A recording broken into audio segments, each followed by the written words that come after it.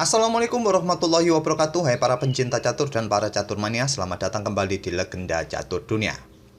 Langkah Alireza Firoza tak terhentikan di babak kelima. Dia kembali memetik kemenangan, tapi tidak bisa membuat Perancis menang atas Armenia. Perancis kalah atas Armenia tadi malam karena rekan-rekannya kalah oleh pecatur Armenia lainnya, sedangkan MVL bermain remis. Pagi ini kita tidak akan mengulas permainan Alireza Firoza, kawan. Kita akan ulas game tukang sulap lainnya, Alexis Sirov, yang membela tim Spanyol dan tadi malam bertemu dengan Viktor Erdos, wakil Hungaria. Dan langsung kita ke atas papan.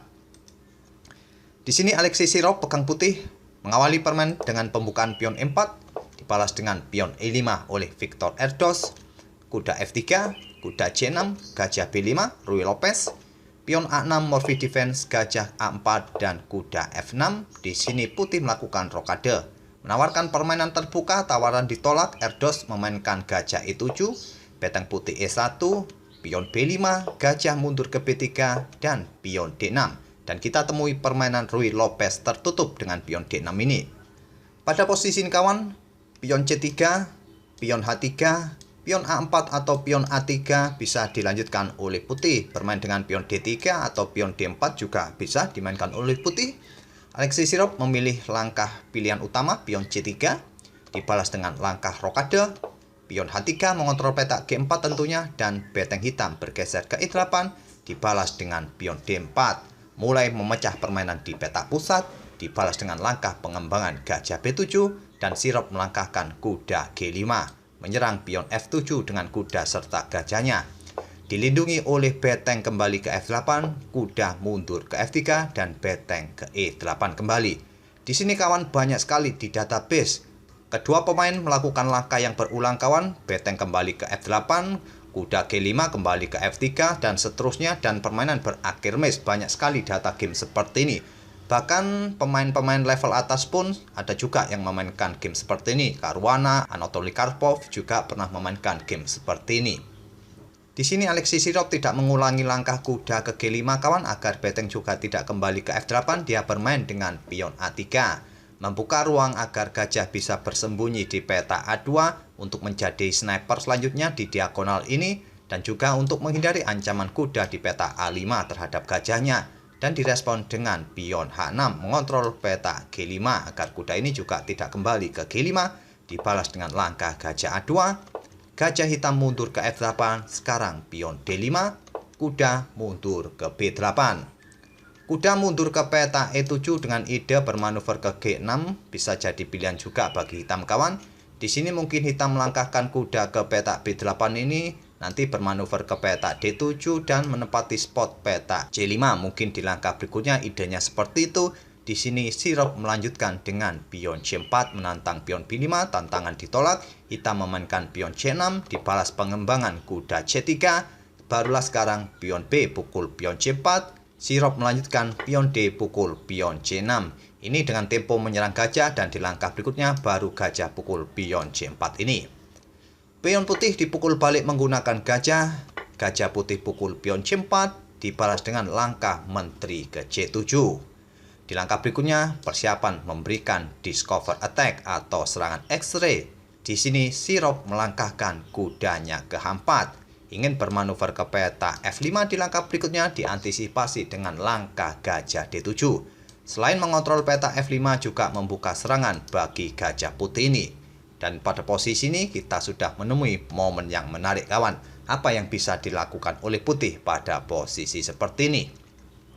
Mungkin sebagian kalian ada yang tahu bahwa Alexis Sirov ini merupakan anak didik dari Mikhail Tal. Karena dia kelahiran satu kota, kawan, dengan Mikhail Tal. Walaupun Alexis Sirov sekarang membela tim Spanyol, tapi kota kelahirannya adalah kota Riga di Latvia. Pada posisi ini, kawan, Alexis Sirov membuat langkah pengorbanan dengan langkah kuda ke D5. Posisi kuda mengancam menteri, juga memberikan ancaman bagi kuda hitam dengan tempo skak nantinya. Dan juga dengan melangkahkan kuda ke D5 ini, putih sedang menawarkan gajahnya secara gratis bagi menteri hitam. Kira-kira jika kalian pegang hitam, apa yang kalian lakukan dengan tawaran gajah gratis ini, kawan? Pasti jika kalian bermain dengan permainan blitz, kawan, kalian langsung pukul gajah putih ini. Langkah terbaik adalah kuda pukul kuda, nanti bisa dipukul balik oleh gajah putih. Mungkin nanti gajah hitam akan beradu dengan gajah putih di petak C6. Gajah putih bisa ditarik mundur ke A2. Ini adalah variasi terbaik bagi hitam. Tapi pada posisi ini, Viktor Erdos memukul gajah, menerima pengorbanan gajah ini. Dan Alexei Sirov pukul kuda F6 skak, dipukul balik oleh pion G. Rusaklah struktur pion hitam kawan.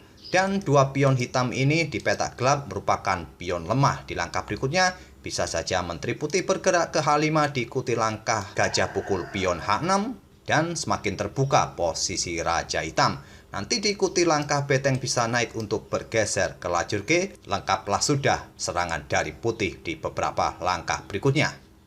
Di posisi ini, putih langsung memberikan tekanan kembali dengan Menteri H5, memberikan pressure bagi pion yang ada di petak H6 ini kawan, mungkin nanti diikuti dengan langkah kuda F5. Di sini, Viktor Erdos merespon dengan pion F5. Walaupun di sini tadi kawan, raja ini bergerak ke petak H7 untuk melindungi pionnya, berikut inilah yang akan dilakukan oleh putih, melakukan pengorbanan pion. Langkah ini bertujuan kawan untuk mengusir Menteri Hitam agar meninggalkan diagonal peta terang ini. Apabila Menteri ini kawan bergerak ke peta E6, maka di langkah berikutnya kuda putih siap lompat ke peta F5 memberikan dukungan gajah serta Menteri memberikan tekanan pion H5 ini. Jika pion ini diterima oleh Menteri Hitam, selanjutnya adalah kembali membuat langkah pengorbanan gajah pukul pion H6 dipukul balik oleh gajah hitam.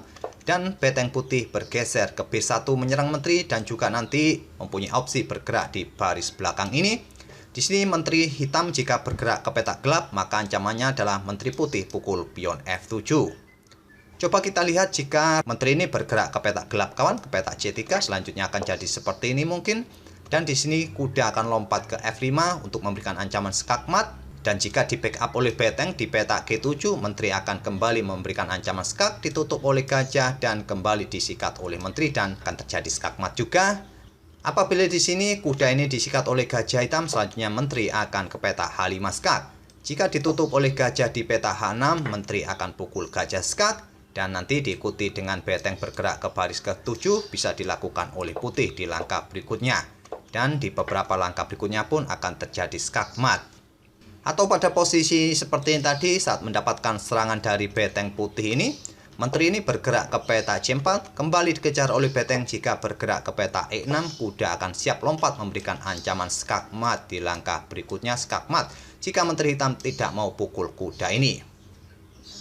Jadi pada posisi seperti ini tadi di permainan aslinya kawan, Viktor Erdos hanya memainkan pion F5, tidak melangkahkan raja ke peta H7 melindungi pionnya. Dibalas oleh Alexei Sirov dengan langkah gajah pukul pion H6. Dan jika kita melihatnya bahwa langkah ini merupakan langkah blunder. Tapi langkah gajah pukul pion ini membuat pusing juga bagi hitam. Di sini hitam menghabiskan waktu sekitar 18 menit untuk memutuskan langkah gajah pukul gajah ini. Dipukul balik oleh Menteri. Dan seperti yang kalian lihat, Viktor Erdos dalam tekanan kawan, baik di atas papan ataupun masalah waktu, Viktor Erdos hanya menyisakan 4 menit di langkah ke-24 ini. Dia harus bertahan sekitar 16 langkah lagi untuk mencapai langkah 40 agar nanti permainan ditambah waktunya sekitar 30 menitan. Permainan berlanjut, hitam melanjutkan mendorong pion F4. Kuda F5 memberikan ancaman skakmat di langkah berikutnya, disikat oleh gajah, dipukul balik oleh pion. Selanjutnya pion F6 menghentikan laju pion putih yang bisa maju ke peta F7 dan memberikan ancaman skakmat. Di sini Menteri bergerak ke G6 skak, raja ke F8, Menteri pukul pion skak, ditutup oleh Menteri, Menteri pukul pion D6 skak, ditutup oleh Menteri, menawarkan pertukaran Menteri kembali. Di sini Sirov menolaknya, menggeser beteng A ke D1, menginginkan pertukaran Menteri di baris ke-6 ini. Tawaran diterima, Menteri pukul Menteri dipukul balik oleh beteng. Sirov masih kalah 1 kuda. Tapi putih masih bisa berharap dengan pion-pion di sayap raja ini. Permainan berlanjut, beteng A7 lanjut hitam, pion G4. Di sini hitam bisa memukulnya menggunakan end pasen kawan dengan pion F pukul pion G3, tapi bisa dipukul balik menggunakan pion F. Dan putih mempunyai 3 pion bebas yang saling terkoneksi dan rasanya sangat sulit untuk dihentikan oleh hitam.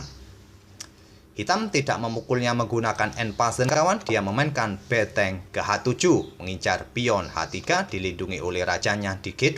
Selanjutnya kuda ke D7 ingin lompat ke petak C5, dikontrol dengan pion B4.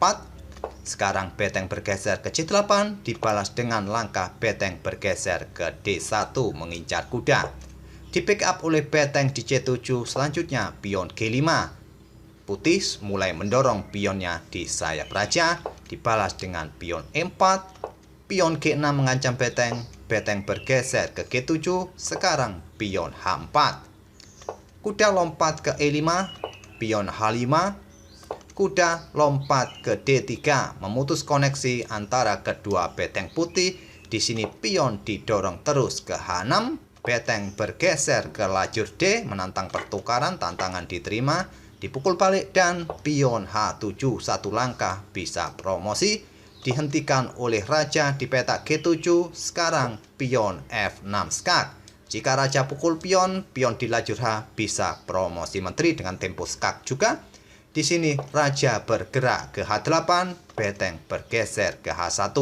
Ancamannya adalah ancaman skak kawan dan memaksa beteng pukul pion dan dipukul balik oleh pion, dipukul balik oleh raja, pion di lajur H bisa promosi.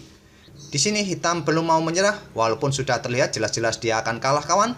Memainkan pion F3 skak. Setelah raja bergeser ke G3, inilah Viktor Erdos menyerah di langkah ke-46. Sudah tidak bisa menghentikan lagi kawan pion-pion ini untuk maju ke depan. Dan saya tidak akan melanjutkan langkah-langkah ini sampai bidak-bidak ini bisa promosi. Silakan kalian sendiri otak-atik. Sungguh terlalu jika kalian tetap kalah dengan variasi atau diagram seperti ini. Itulah kawan permainan Alexei Sirov yang menyihir Viktor Erdos di babak kelima tadi malam. Sayangnya kemenangan Alexei Sirov ini tidak diikuti oleh rekan-rekan yang lain. Permainan antara Hungaria dan Spanyol berakhir imbang. Semoga permainan kedua pemain ini bisa menghibur kalian di pagi ini dan kita akan bertemu di video-video berikutnya. Terima kasih. Wassalamualaikum warahmatullahi wabarakatuh.